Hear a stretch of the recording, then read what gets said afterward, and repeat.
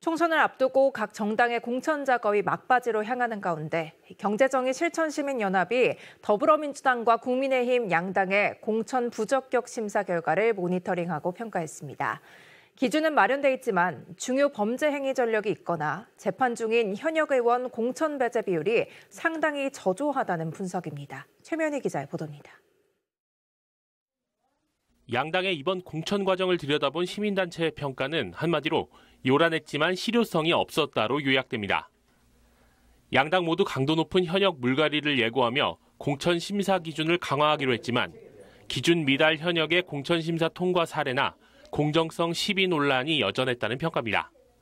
과연 이런 분들에 대한 공천이 투명하게 이루어졌는지는 저희는 매우 의구심을 가질 수밖에 없다. 인물 경쟁 기대했지만 과연 그러한 인물 경쟁할 만한 공천이 이루어지는 것에 대해서 국민들이 매우 실망하고 있는 만큼 실제로 양대 정당의 공통 부적격 심사 항목인 6대 범죄 기준을 적용한 경우 모두 59명의 현역 의원이 부적격 판정 대상이지만 실제로는 5명만 공천 부적격이 적용된 것으로 나타났습니다.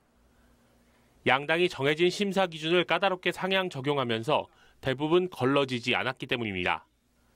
예를 들어 벌금형 대신 금고나 집행유예로 기준을 상향 적용하거나 본인 선거에서만 선거법을 위반한 경우로 한정한 것입니다.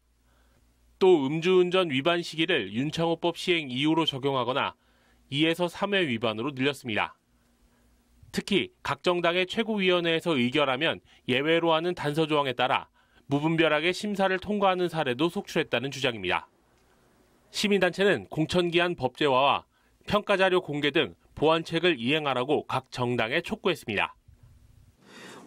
평가 자료와 공천 심사 자료를 투명하게 공개를 하면 됩니다. 그 부분에 대해서 공천에 불복할 일도 없고 국민들의 어떤 의혹이나 이런 게 나올 것도 없겠죠. 그렇기 때문에 이 공천 평가 자료와 공천 심사 자료가 투명하게 공개가 돼야 된다는 것입니다. 양당이 전과가 있는 현역의 10%도 걸러내지 못한 공천 심사를 내놓으면서 정당 자체 검증 기능이 사실상 헛돌고 있는 것 아니냐는 비판이 나오고 있습니다.